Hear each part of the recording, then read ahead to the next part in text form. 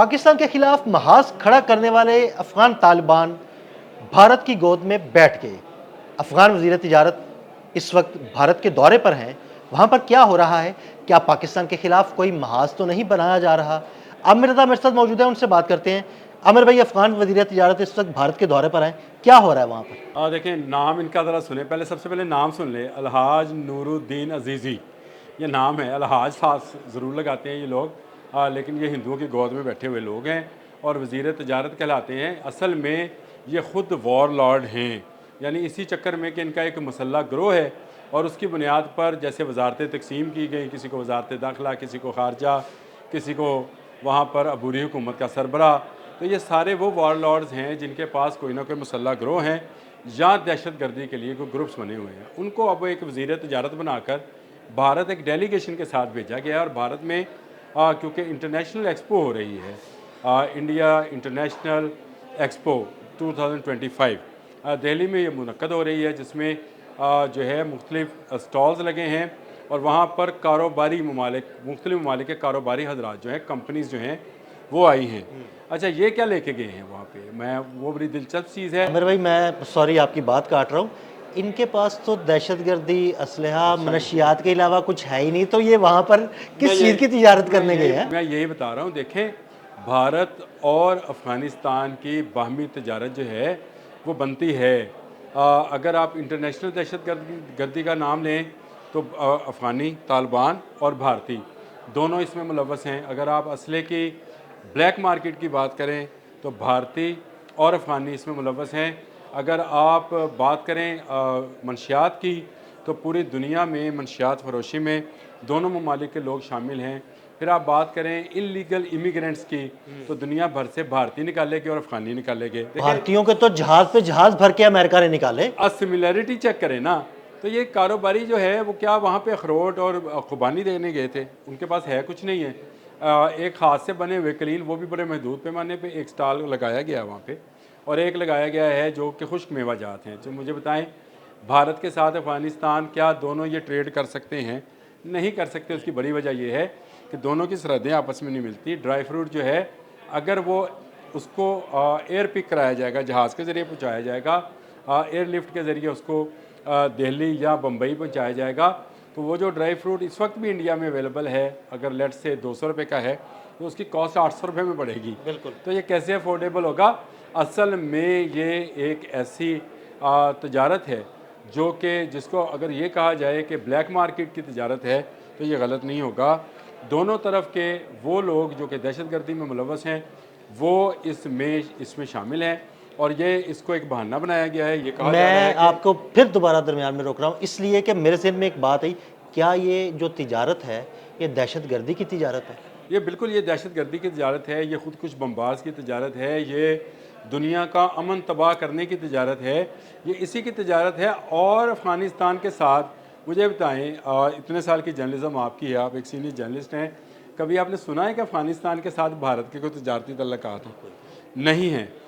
जंग मई में जब इनका वज़ीर ख़ारजा, अफ़गानिस्तान का वज़ीर ख़ारजा जो था, उसने दौरा किया था इंडिया का, और उसने भारतीय मौक़िफ़ की तायीद की थी, और उसके बाद उन्होंने पाकिस्तान के साथ एक लंबे अरसे से एक महाज खोल रखा है, तजारत बंद कर रखी है। वहाँ के लोग जो हैं भूखों मर रहे हैं। अब तो खैर पूरी दुनिया की यूनिसेफ की और अक़वाम मुत्तहिदा की रिपोर्ट्स जो हैं वो इस बात की चीख चीख कर गवाही दे रही हैं कि वहाँ लोग भूखों मर रहे हैं, उनके पास खाने को खाना नहीं है और इलाज के लिए अद्वियात नहीं हैं। वहाँ पे हॉस्पिटल्स जो हैं उनमें इक्विपमेंट नहीं है, कोई ऐसी चीज़ नहीं है वहाँ पर जिससे लोगों को कोई सहूलत दी जाए। आहिस्ता आहिस्ता वहाँ पर पेट्रोल भी महंगा होता चला जा रहा है और अफ़गानियों की जो मजमूई सूरत हाल है वो ख़राब से ख़राब तर होती चली जा रही है। और जो वहाँ पर काबज़ हैं, जो अबूरी हुकूमत के नाम पर वहाँ बैठे हैं तालिबान, वो लूट खसूट में और उनके गिरोह जो हैं इसी काम में मुलव्वस है। अब ये जो अलहाज नूरुद्दीन अजीज़ी साहब हैं, ये मुझे बताएं, ये किस तजारत की बात, ये भारत से क्या लेंगे? क्या वहाँ से वो गंदम उठाएंगे, सब्ज़ियाँ लेंगे, चावल लेंगे, क्या लेने गए हैं वहाँ से? और यहाँ असला बरूद लेंगे। और इसी तरह भारत अफ़गानिस्तान से क्या लेगा?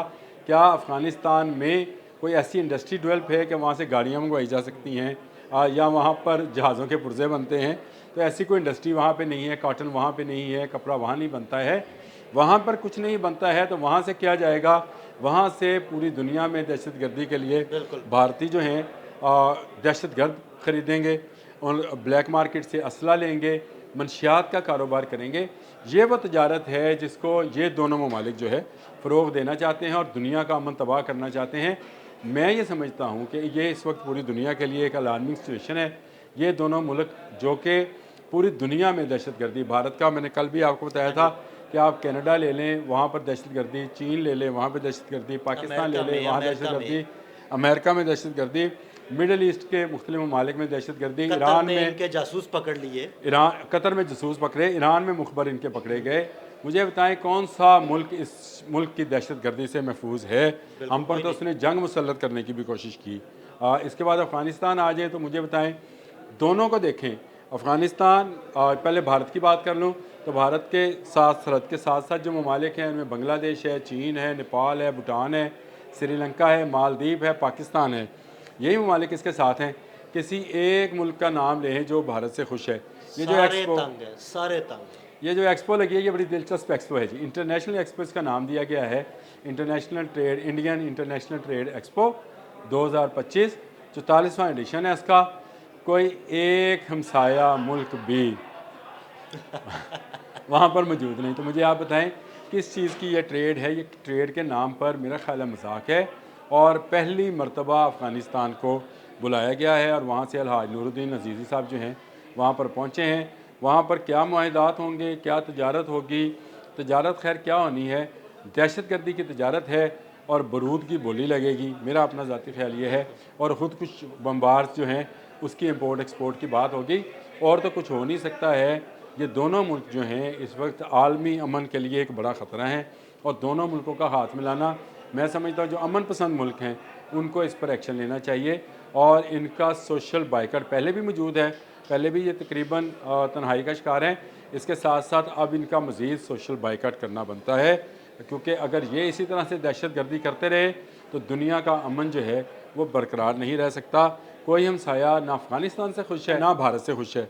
अब आप अफ़गानिस्तान की तरफ आ जाएँ तो अफ़गानिस्तान में ताजिकिस्तान, उज़्बेकिस्तान, ईरान, तुर्की, पाकिस्तान, मुझे कोई एक रशिया, कोई एक मुल्क बताएं जो इन दोनों से कोई भी नहीं खुश हो। हर मुल्क इनकी दहशतगर्दी से परेशान है। जिससे इसका हमसाया खुश नहीं है, यानी भारत से उसका कोई हमसाया खुश नहीं है, अफ़गानिस्तान से उसका कोई हमसाया खुश नहीं है, तो ये कैसे अमन के लिए, तजारत के लिए बात करते हैं?